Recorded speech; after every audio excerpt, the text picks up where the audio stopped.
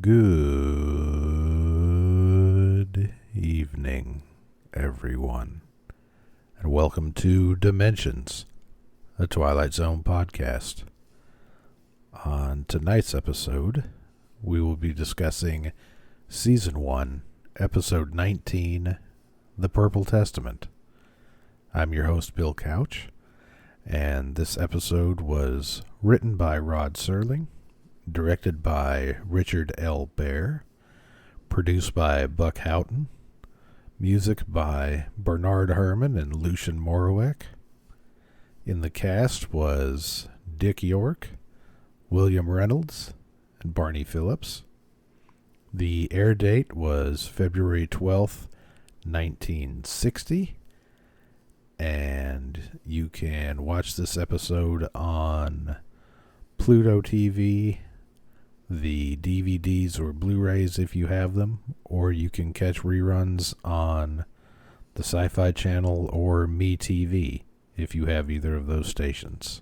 Fair warning, there are spoilers ahead, so if you haven't seen this episode, go ahead and pause this episode of the podcast, go watch the episode, and then come back and listen to the rest of the episode. I think you'll find it an interesting one.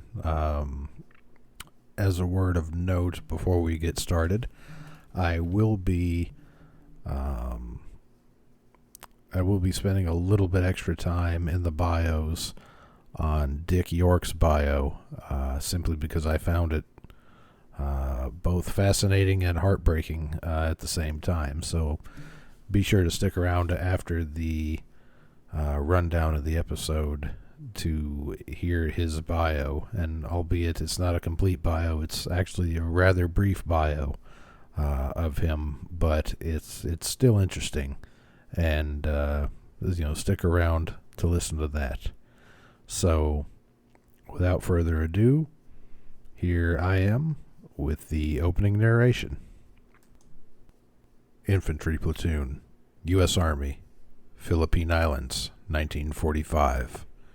These are the faces of the young men who fight, as if some omniscient painter had mixed a tube of oils that were at one time earth brown, dust gray, blood red, beard black, and fear yellow white.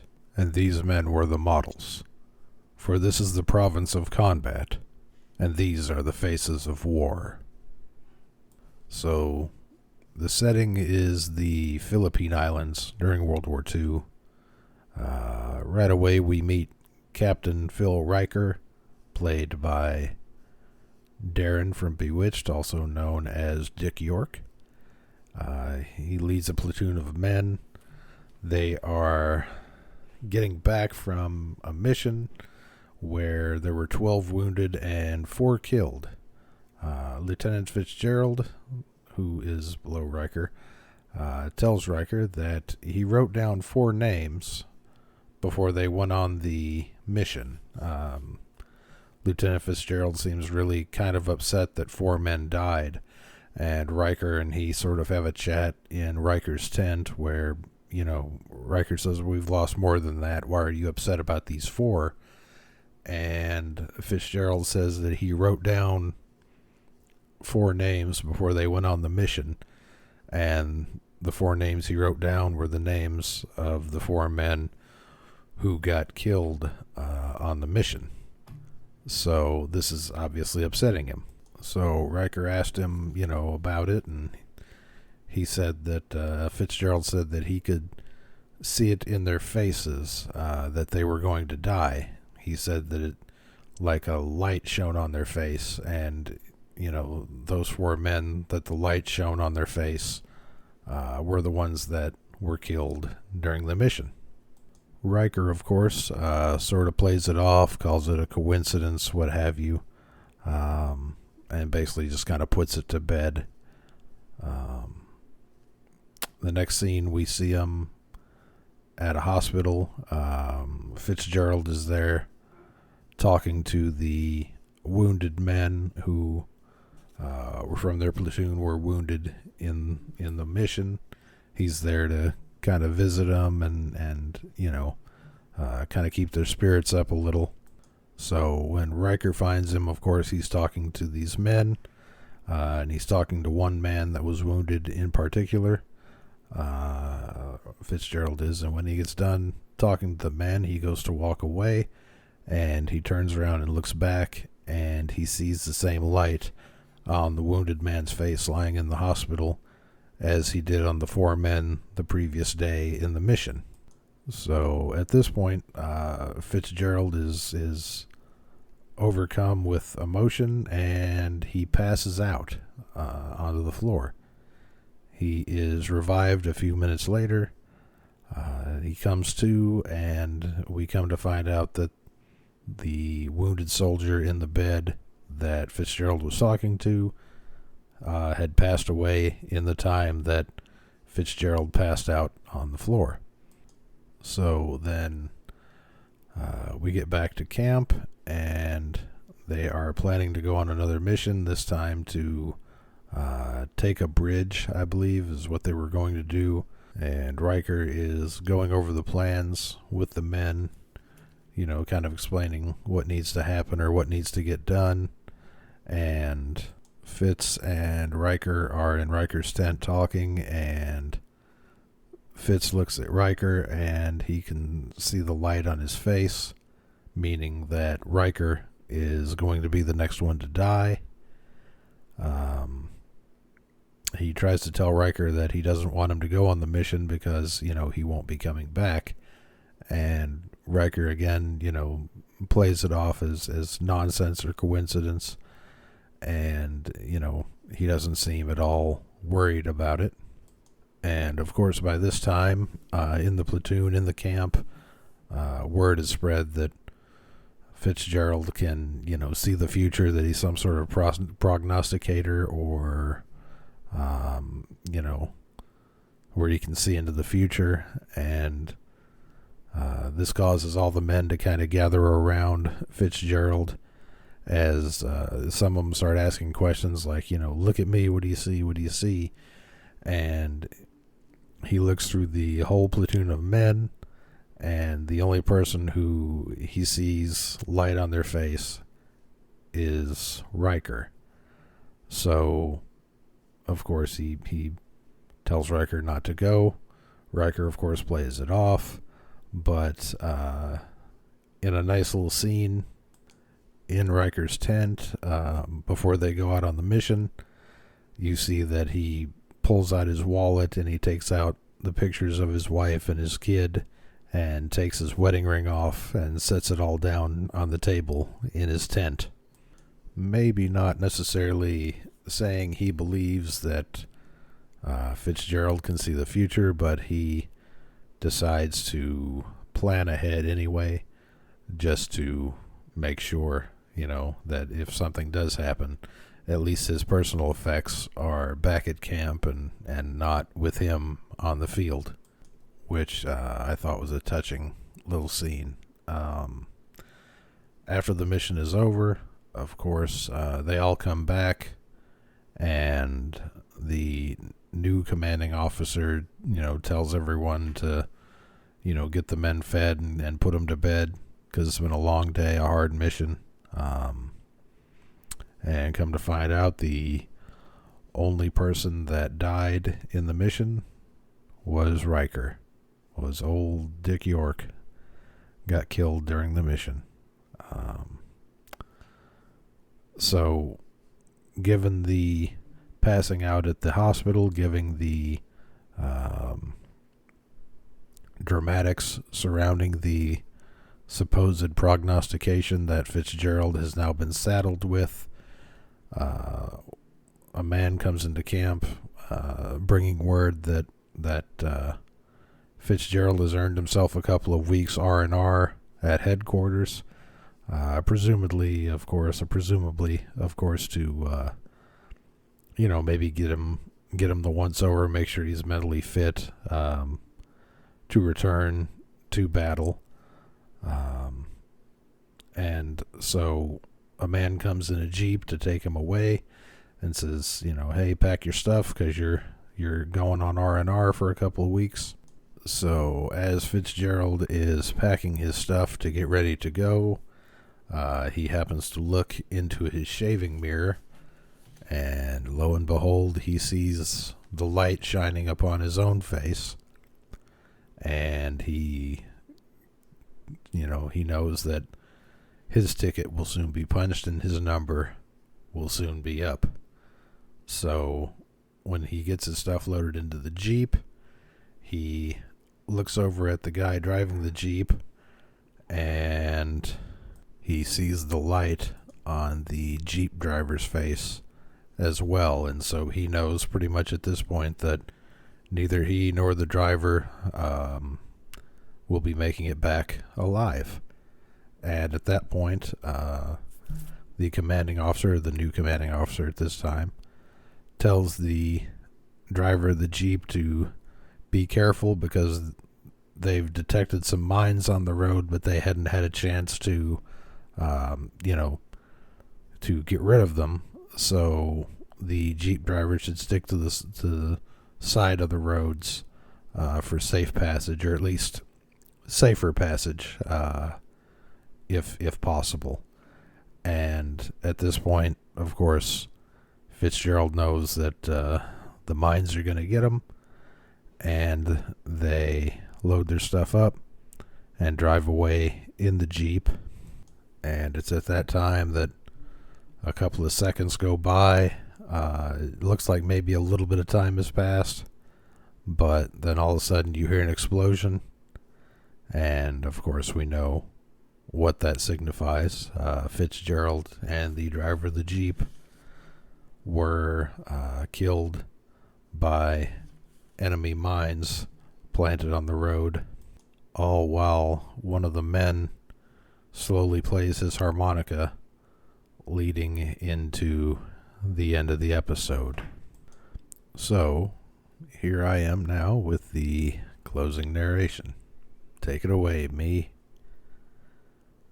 From William Shakespeare, Richard III, a small excerpt. The line reads, "He has come to open the purple testament of bleeding war." And for Lieutenant William Fitzgerald, A Company, 1st Platoon, the testament is closed. Lieutenant Fitzgerald has found the Twilight Zone. So, quite a, I hate to use the term heavy episode, but definitely a little bit of a departure from the previous episodes of the first season. This one, minus the one earlier that we talked about, Judgment Night, this one dealing directly with, or having to do with, actual combat in a war situation, whereas Judgment Night was slightly different because it was just about a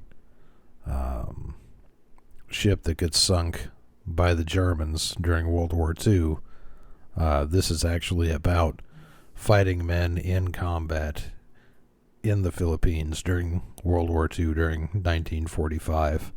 And I'm sure it's been said, and well, I know it's been said, and I'm sure all 12 of you who are listening to my voice have probably heard it time and time again. If you know much about Rod Serling or much about the Twilight Zone, you know that Rod was in fact in the Philippines in 1945.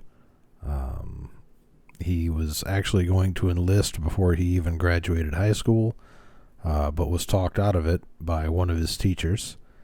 And so the day after he graduated, he was standing in line waiting to enlist in the Army, where he was a paratrooper during the war in the Philippines. It is said that as a Jewish person, he was kind of upset that he was put on the front to fight the Japanese and not the Nazis. But he was eager and excited to serve in, whether it was against the Germans or whether it was against the Japanese. Either way, he could not wait to enlist and could not wait to help the war effort in the way that he could. And it's been said in books and on other podcasts about the Twilight Zone that Rod was witness to, well, a lot of carnage. Of course, being in the war, he saw his share of death. But one incident that happened on an evening where they were in camp changed his life greatly. They were waiting for an airdrop of supplies, and while they were waiting for it, the plane comes overhead to drop the supplies. Serling is standing around talking to some of his platoon friends in the platoon with him, and the packages start dropping out of the plane, the crates. Some have parachutes on them, some don't. And there's a few different versions of the story, but the men saw that some of the crates didn't have parachutes attached to them, so they started running for the trenches just to kind of get out of the way. And one man named Levy didn't get out of the way in time, was hit by one of the crates, and was decapitated. And the other version of the story has he and Rod and a couple other men standing around talking while the crates are being dropped, and one of them comes without a parachute and decapitates the man, just a number of feet from Rod Serling. So whichever version is actually the truth, we may never know which one is actually the actual truth, because Rod has long since gone, and he was the eyewitness. But it definitely changed his life, and I'm sure the lives of all the other men in the 511th Parachute Division. Certainly that will, with or without seeing any sort of other carnage or death on the battlefield, that would certainly mess you up for a long time. And seeing things like that is what altered, or at least it's said that it altered Rod Serling's life in a way that when he got out of the service, he took to writing to kind of as he even said, to get it off my chest, that he had things he wanted to write about, and things things inside of him that he felt he needed to purge himself of, and writing was the outlet that he was able to choose to do so, and skillfully so and artfully done. He certainly wrote and gave the literary world and the medium of movies and television certainly something to think about and talk about for decades and decades, even after he had passed away. So in a sense, you could say that this episode, while not necessarily autobiographical in any way, was certainly drawn upon by Mr. Serling in writing this episode, to the fact that one of the men listed as one of the 4 names that were killed on the first mission, his name was Levy. That was named after Rod Serling's friend in the service that got decapitated by one of the falling crates. So with that, let's move into the bios. This was directed by Richard L. Baer, who we previously saw as the director of Third from the Sun. He would go on to direct a few more episodes, but if you want to listen to the biography about him, go to my episode about Third from the Sun, and you will hear all about it there. He also directed pretty much every episode of Green Acres, which is quite a turnaround from the Twilight Zone. But nonetheless, if you're interested in Richard L. Bear, who was a good director, you can definitely see that in Third from the Sun. You can see that in this episode. And,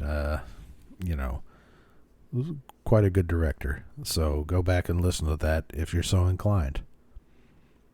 So, Lieutenant Fitzgerald was played by William Reynolds, who was born in 1931 and died in 2002. He had 42 credits to his IMDb. Very nice looking and a somewhat commanding screen presence. Reynolds was a character actor who started out in 1951. He appeared in bit parts on many movies and switched to TV as the medium, became more prolific. He appeared on Wagon Train, Maverick, The FBI, and Dragnet 67. He was real good friends with Jack Webb, which is kind of why he got some of the parts he did also. Not to mention the fact that he was a decent actor and he was, nice looking, which, helps if you want to be an actor. Being nice looking and being somewhat decent at acting is pretty standard in the industry. His last project was in the television show Project UFO in 1978, and pretty much after that he sort of retired and passed away in 2002. So then we move on to Mr. Dick York. Dick York, born in 1920 and died in 1992. He had 59 credits to his IMDb. While filming the movie, they came to Condura in 1959, so not long before this episode actually aired, about a year or so before. While filming the movie, he was in an accident on the set. He and some of the other actors in the scene had to lift something that was rather heavy. When they yelled cut, everybody but him, or I should say he was a split second late in dropping his part of whatever it was that they had to lift up. And the result was him basically tearing pretty much all the muscles on the right side of his back, which led to chronic back pain throughout the rest of his life, which led to him being addicted to pain pills and just having to deal with the pain every day of having his back torn apart. He didn't get the proper medical attention he needed at the time, and you got to remember this was late 50s, so medical advancements weren't as far along as they are currently. So he relied on painkillers, which led, of course, to during the time on Bewitched. He was on Bewitched from 1964 to 1969, and by 1969 the back pain and his painkiller addiction were just too much for him to handle, and he realized that he couldn't keep working the way he was anymore, and so he had to quit the show. Of course, a lot of people, was speculation of, well, he didn't get along with everyone, or he wanted more money and they wouldn't give him more money, and that's why they fired him and all this other stuff. And that none of that was true. He simply had to leave because he couldn't physically do the job anymore. So in 1972, he was able to quit the pain medication full cold turkey, and he was, he had some other medical procedures done on his back. But by 1972, given his painkiller addiction and given, how, physically he wasn't doing well, the acting jobs had pretty much dried up by that point. And so he was left with not a lot of a future that involved Hollywood, so to speak. And now, like Paul Harvey used to say, you're going to hear the rest of the story. The rest of the story is rather sad. He and his wife took what money they had left in savings from when he was an actor and purchased an apartment building as a way to basically get some income. The tenants would basically, give them a livable income, and, it's almost more of a turnkey operation than anything, so they wouldn't have to put a whole lot of time and hard work into doing stuff. They just collect the rent and, have something fixed if it goes wrong. Well, unfortunately, what went wrong was rampant inflation and the unemployment rate of the mid to late 70s, which led to a number of his tenants not being able to afford their rent. But Mr. York and his wife, of course, being the absolute sweethearts and nice people that they were, and you won't find anything different on them, I guarantee you, they didn't have the heart to evict anyone. And so their generosity and their kind-heartedness ultimately led to them being basically bankrupt. As a matter of fact, for a brief time, they actually had to go on welfare to be able to afford food and other necessities of life. They had to get rid of the building. And for a brief time, Dick York's wife actually worked as a housekeeper in the apartment building that they owned. So they, through help with some friends and that, they were able, Dick was able to get a couple of more small acting jobs to kind of get him through. But then he, by this point in his life, was basically almost bedridden from his back issues, and at this point in life he was on oxygen due to his severe emphysema that he got over the years of his 3 to 4 packs of cigarette a day smoking habit that he had. So by this time he was basically bedridden and on oxygen, but always the philanthropist and always the good person.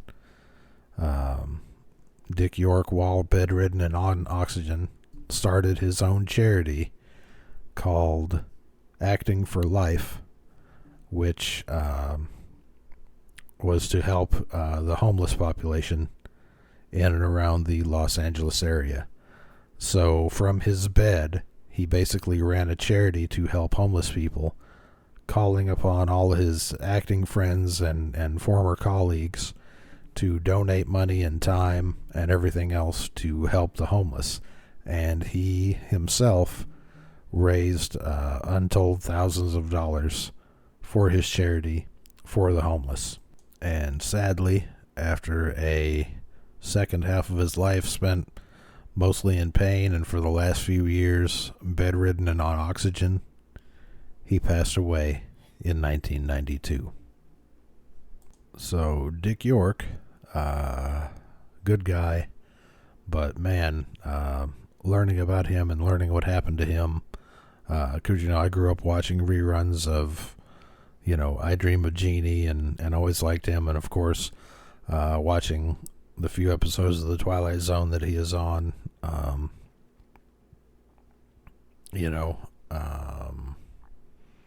I always thought he was a good actor. He was on, he was on the Twilight Zone. He was on Bewitched, which of course he's most famous for. He was in several movies. He was in several episodes of Alfred Hitchcock Presents. So he was definitely a good actor. And it's sad to see that his life turned out the way it did, with the back problems and the painkiller addiction, and then the emphysema and being bedridden and passing away.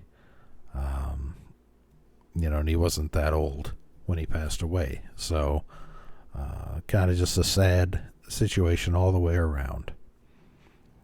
So let's move on to trivia. So, as discussed, Rod Serling served in the U.S. Army's 511th Parachute Infantry Regiment, 11th Airborne Division, during the liberation of the Philippines, which is the setting for this episode. The title is taken from Richard III, which Rod actually calls Richard II. Or, I'm sorry, it's taken from Richard II, which Rod incorrectly, identifies that he says from Richard III. It's actually from Richard II. Another interesting piece of trivia: the night before, the night of the planned air date of this episode, Richard L. Baer and William Reynolds, who played Fitzgerald,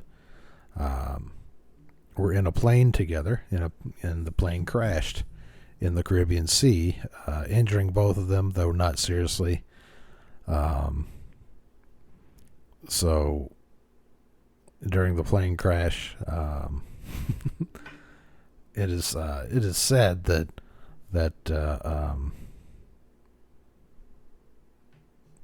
Richard L. Baer asked William Reynolds not to look at him while they were swimming, just in case he saw the light on his face while they were swimming. But due to the plane crash, Buck Houghton, the producer, rescheduled the air date instead of using the plane crash incident for publicity purposes. So good on Buck Houghton for doing the right thing. Riker, one of the lines that he has is he says, "None of us is a mind reader," when he was talking about Fitzgerald, and he was talking to the men. He said, "None of us is a mind reader," which is hilarious because in a later episode of The Twilight Zone, A Penny for Your Thoughts,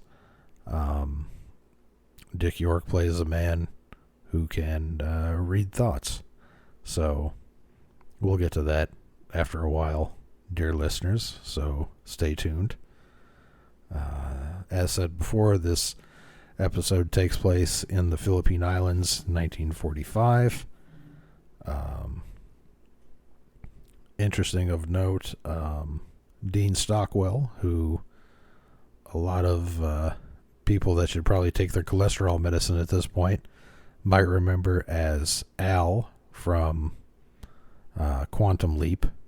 He was also in an episode or two of Columbo. He was in a lot of things during the 70s and 80s. And like I said, Quantum Leap. He was originally supposed to play Lieutenant Fitzgerald, but had to turn it down to a scheduling conflict. But he did appear in the 1961 episode A Quality of Mercy, which is likewise set during World War II, but we will get to that shortly as well. And one more little piece of trivia. Near the end, the soldier playing the harmonica is played by Ron Masek, who, if you're a fan of Murder, She Wrote, and if you are, it's definitely time to take your cholesterol pill. He played Sheriff Metzger in the basically like the second half of the series after Mr. Cunningham from Happy Days, Tom Bosley, left the series. Ron Masek took over as Sheriff Metzger of Cabot Cove shortly thereafter, and finishing out the series as such. Not much in the way of whoopsies or goofs on this episode. Really only two. Captain Riker and Lieutenant Fitzgerald are wearing their insignias on their uniform. Officers serving in the Pacific Front made it a point actually not to wear their insignia because it identified them as a higher priority target to the Japanese, so they wouldn't wear them just because they didn't want any extra attention paid to them by the enemy. And then, of course, Rod Serling saying that the Shakespeare play is Richard III. It's actually Richard II. That the quote that he quotes came from. So minor stuff. I mean, really, if that's the only thing we can nitpick on in this episode, I'd say that's pretty light. So let's move on to likes and dislikes. I like Dick York, but I've always liked Dick York. He's always been very good in anything that he's been in, and this is definitely no exception in any of that. I like the story. I liked the direction by Richard L. Bear. I like the cinematography. I like the setting and the way they made the soundstage look. They did that well. I didn't care too much for Reynolds' portrayal of Fitzgerald. It just seemed like he was all over the map, and he might have been a pretty good actor, but I didn't really care for his portrayal of Reynolds, or his I didn't like Reynolds' portrayal of Fitzgerald in this episode very much. And my only other complaint is that I would have liked to have seen this one been fleshed out into one of the hour-long episodes instead of it being a half-hour episode, because we learn of the ability of Fitzgerald to be able to, like the Sixth Sense, see dead people.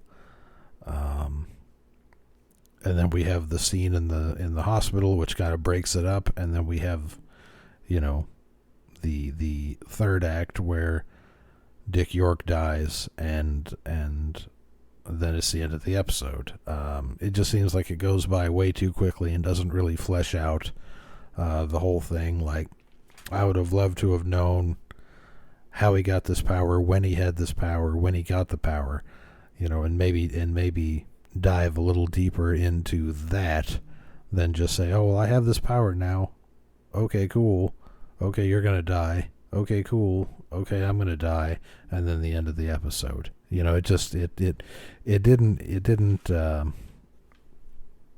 wasn't a complete story in my mind, or at least it wasn't complete enough of a story, and I would have loved to have seen it be one of the hour-long episodes instead of one of the half-hour-long episodes. So, let's move on to the casting for today. So if Hollywood, the Hollywood, were to call me and say, hey, Bill, we're going to remake this episode, who would you cast in the episode? And I might add, dear listeners, all 12 of you, I I forgot to mention that Barney Phillips, or I mentioned him in the cast, but I did not go over his bio.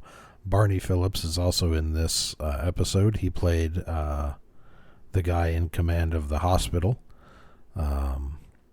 You'll recognize him from his more famous Twilight Zone role, being the counterman in the episode Will the Real Martian Please Stand Up? So if you're looking for a bio on Barney Phillips, I'm sorry, but you'll have to wait till that episode to hear his bio, just because honestly that's one of my favorite episodes, and I've always liked Barney Phillips as an actor, but we'll get to him in time when we get to him, so apologies that it's not on this episode, but stay tuned. You definitely will hear it. So if Hollywood were to come calling, who would I cast in the roles of Riker and Fitzgerald? For the role of Captain Riker, I would cast Adam Scott, who you might know from Parks and Rec, you might know from Step Brothers, you might know from the Apple TV show Severance, and he was also on an episode of the latest incarnation of the Twilight Zone, where he played basically the William Shatner role in Nightmare at 30,000 Feet, which I thought was a fantastic episode in the new series. If you haven't seen the new series, give it a look. It's not like the original, and it's not. There's no real nostalgia there. If you're a fan of the Twilight Zone of the original, there's a lot of Easter eggs of stuff from the original episode that they put in each of the new episodes, but it's not quite like watching the old ones. Much like the 80s version and even the 2000s version weren't like watching the old ones, but each one both has their own merits and demerits when it comes to cinematic quality. But I really liked that episode, Nightmare at 30,000 Feet, the new episode. But I also like Adam Scott. Now, I know most of the things I mentioned were comedy roles, but he actually is a pretty good actor and can play serious, and I think he would do well as Captain Riker. Now, for Lieutenant Fitzgerald, I would go with Tom Holland, just because much like William Reynolds, he is a younger man, a nice looking fella, and also a decent actor. I mean, he was Spider-Man. That's not saying a whole lot, but he was actually a decent Spider-Man. So of the 18 that there's been, he was a pretty good one. So I would cast him in the role of Lieutenant Fitzgerald. And just for fun, as the Jeep driver, I'd throw Quentin Tarantino in there. I know he's a director, but he does act in all of his movies in some capacity or the other, and I just think it would be funny to see him play in the episode for 5 seconds and then get blown up like by a landmine, But what are you gonna do? He gave us the movie Inglourious Bastards, which also took place in revisionist history during World War II. Great movie. If you haven't seen it, after this episode is over, give it a look-see. Not necessarily historically accurate in any way, but a fun way to kill a couple hours, especially if you're a Quentin Tarantino fan.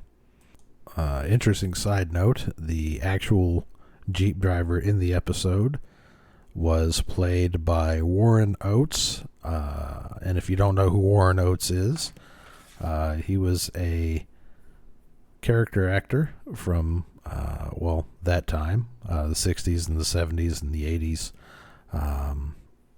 If you've ever seen the movie The Wild Bunch, he is in it. And if you've ever seen the Bill Murray, Harold Ramis movie Stripes, He plays the drill sergeant, Sergeant Hulka.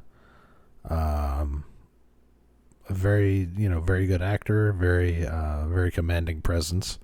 But he was the Jeep driver in this episode. So, and if you do remember Warren Oates, it's definitely time to take your cholesterol medication. I know it's certainly time to take mine. But so let's move on to the moral and the philosophy of the story. I think in this one, maybe there necessarily isn't a moral or philosophy to go by, other than maybe Rod saying, and definitely through his own experience in the war and even after the war, maybe he's just trying to tell us that, when it's your time to go, it's your time to go.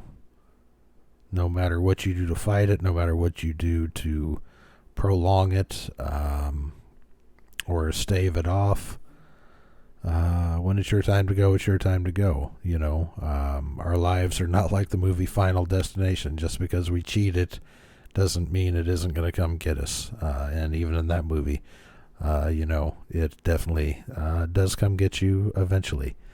So maybe that's what Rod was saying. Maybe that was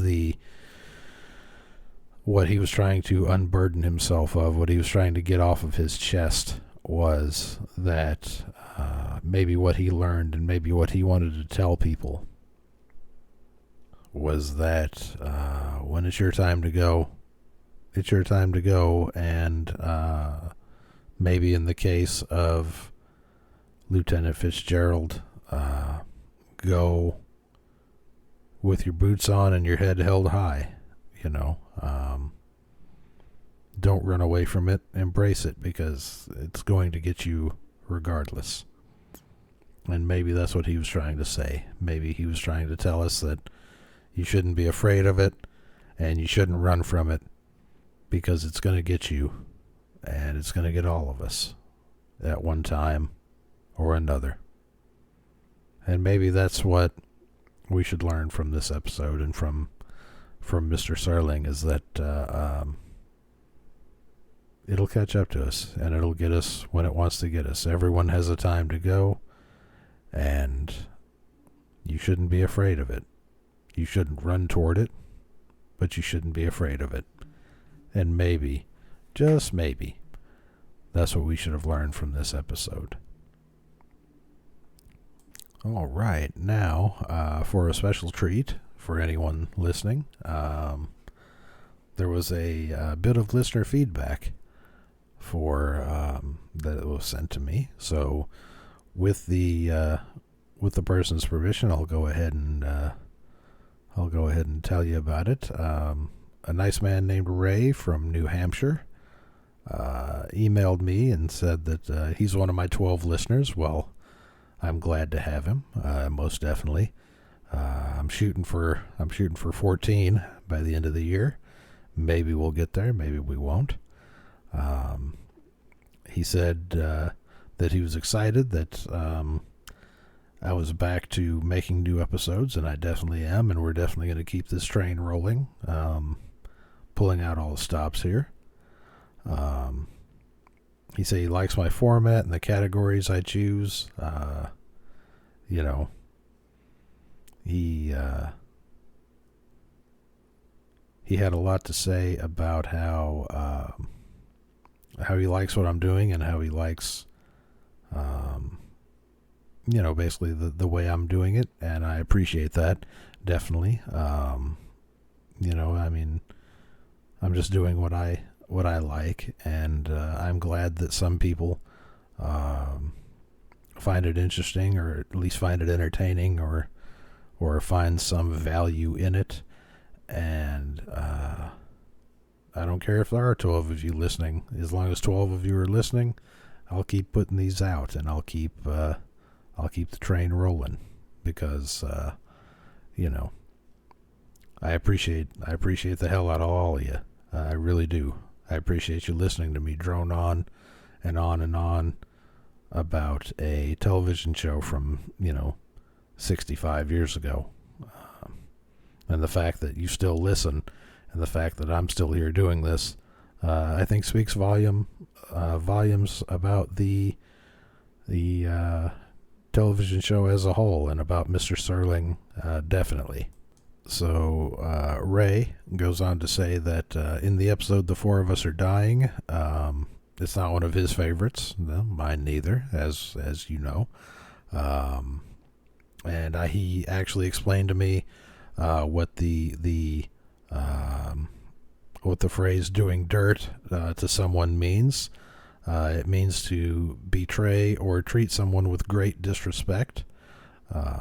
He said his grandfather used it quite often when he was a kid, and he never knew what it meant until he looked it up. And thanks Ray for doing that, because I definitely didn't know what it was. I had a few ideas of what it might have meant, and boy was I off. So I don't mind admitting when I'm wrong, for sure. He had a few casting choices for The Four of Us Are Dying. He said that, or at least one casting choice, I'm sorry. For the role of Archie Hammer, he said Michael Rooker. You might know him as Merle Dixon from The Walking Dead, or you might know him from Henry, Portrait of a Serial Killer,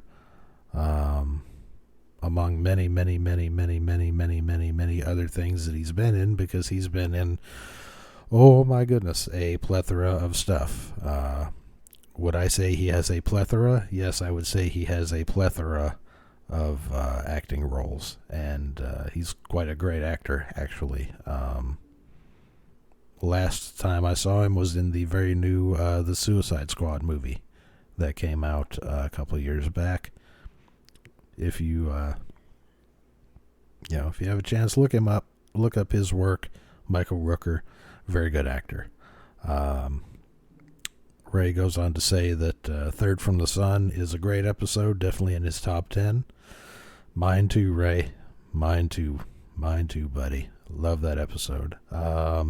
He said lemonade and cake does sound horrible unless it's lemon cake, which lemon cake and lemonade I could definitely stomach a lot better than chocolate cake and lemonade. I agree. That's horrible. And he said he never knew that they left their luggage behind when they ran away from the car to get into the ship. But, I guess in that situation, you would. And he said as Will Sturka, he would cast Chris Cooper, which I think is a fantastic idea. Definitely look him up on IMDb if you get the chance, because I know some of you might be saying, Chris Cooper, who is that? Look him up. You've seen him 100 times if you've seen him once. And for the character of Carling, he says James Rebhorn, which, again, you're going to say, James Rebhorn who? Look him up. If you've seen him once, you've seen him 1,000 times. He is a very well-known and well-used character actor. And he closes it out by saying, thanks for what you're doing. And I appreciate that, Ray. And I appreciate you listening. And I appreciate the 11 others of you that listen to me. I definitely do it out of love. And we're going to keep this train rolling. We're going to keep it on the rails for sure going forward. So the clock on the wall is telling me it's time to go. Like Chuck Shaden used to say, the clock on the wall is telling me it's time to go. And so if you have any feedback, like my friend Ray, about any previous episode or any future episode coming up, feel free to email me at dimensionszpodcast. That's dimensionszpodcast @gmail.com. I love all the feedback anyone gives me, and I love to read it and see what you think. And so, if you have a chance, drop me a line. Tell me what you think. I love to hear it. Whether it's criticism or congratulations, let me know. Please let me know. It's always good to hear from, I've heard from one of you. Let's hear from the other 11. You know what I mean? So let's keep it going. So stay tuned for next week's episode, where 3 men encounter a world of frozen people. Well, all but one person is frozen. So stay tuned for next week's episode, Elegy, on Dimensions, the Twilight Zone podcast. Thank you so much for listening, and have a good night.